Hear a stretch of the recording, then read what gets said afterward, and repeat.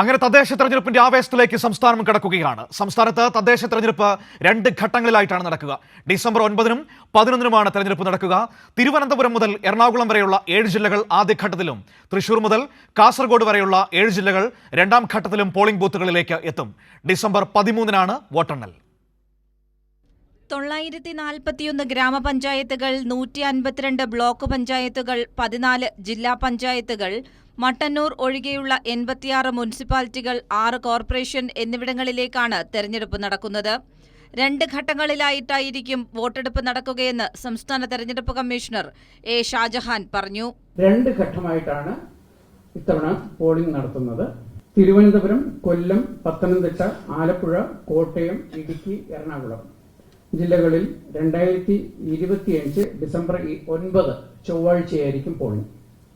തൃശൂർ, പാലക്കാട്, മലപ്പുറം, കോഴിക്കോട്, വയനാട്, കണ്ണൂർ, കാസർഗോഡ് ജില്ലകളിൽ 7 ജില്ലകളിൽ 2025 December 11 വ്യാഴാഴ്ചയായിരിക്കും polling.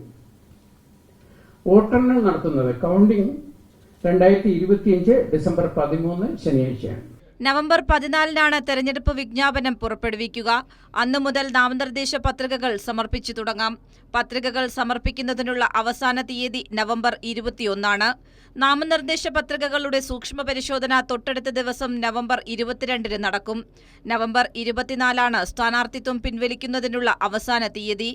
ആകെ 2,80,30,761 വോട്ടർമാരാണുള്ളത്.